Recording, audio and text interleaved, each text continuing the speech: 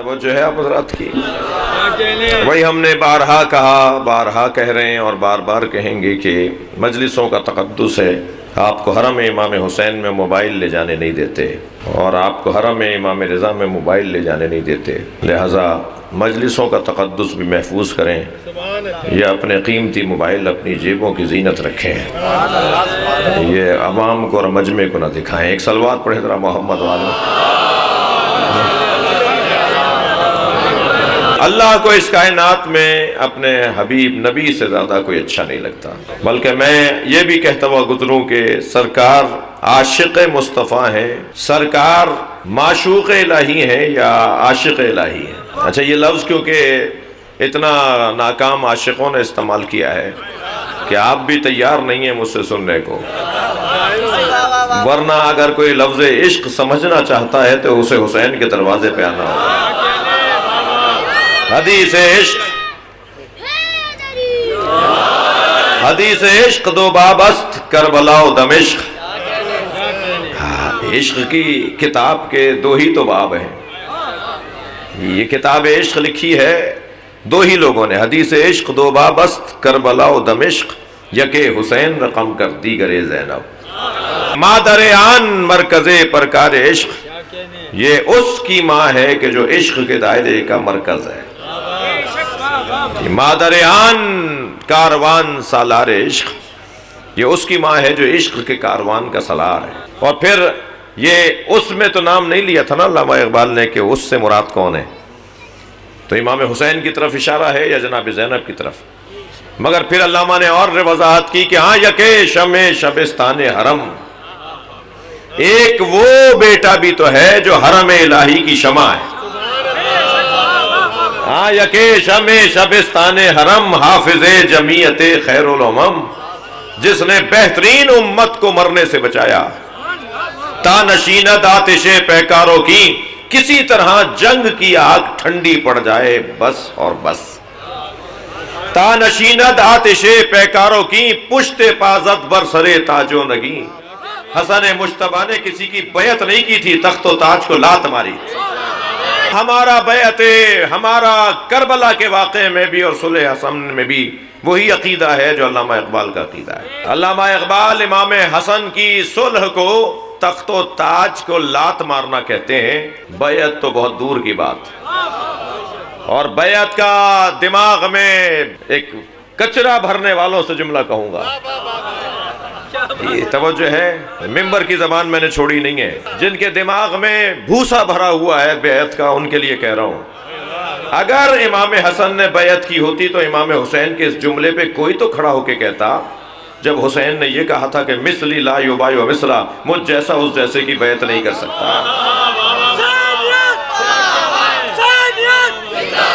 کوئی تو کہتا نا کہ آپ کہہ رہے ہیں کہ آپ جیسا اس جیسے کی بیعت نہیں کرتا، آپ کے بھائی نے تو کر لی تھی۔ لیکن امام حسین نے بعد میں آنے والے قلم فروشوں کے قلم کو بھی توڑ دیا، کوئی یہ بھی نہیں لکھ سکے گا کہ انہوں نے بیعت کی تھی، تخت و تاج کو لات ماری تھی، تمہیں حکومت چاہیے لے لو۔ ہماری حکومت کسی کرسی پہ بیٹھنے سے نہیں بحال ہوتی، ہم تو جہاں بیٹھ جائے ہیں وہاں ہماری حاکمیت اور ولایت ہوتی ہے۔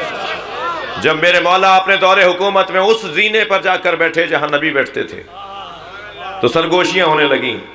حضرت عمار یاسر ممبر کے برابر میں بیٹھے تھے، فرمایا عمار یہ کیا بول رہے ہیں؟ فرمایا یا علی، یہ کہہ رہے ہیں آپ وہاں بیٹھ گئے جہاں نبی بیٹھتے تھے۔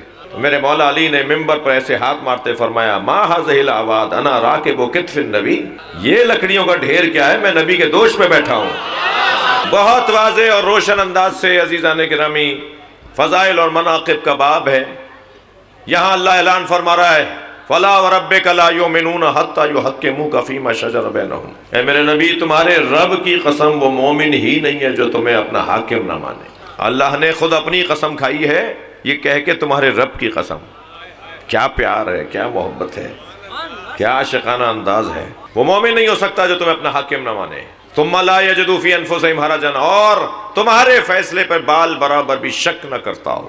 مومن ہونے کی ضرورت، مومن ہونے کی نشانی، اور ایسے تسلیم ہو جیسے تسلیم ہونے کا حق ہے۔ اللہ نے اپنے نبی کو حاکم بنایا ہے، یہ ذوق کی بات ہے تم اللہ کے بنائے ہوئے حاکم کو حاکم مانتے ہو یا کچھ اور مانتے ہو؟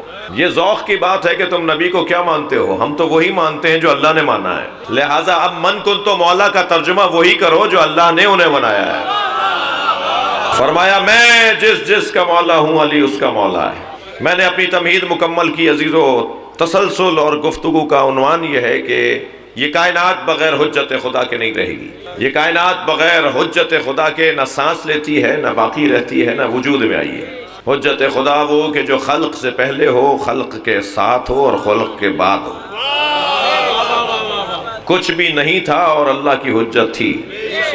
کنت نبیا وآدم بین الماء والطین، میں اس وقت بھی نبی تھا جب آدم آب و گل کی درمیانی کیفیت میں تھے۔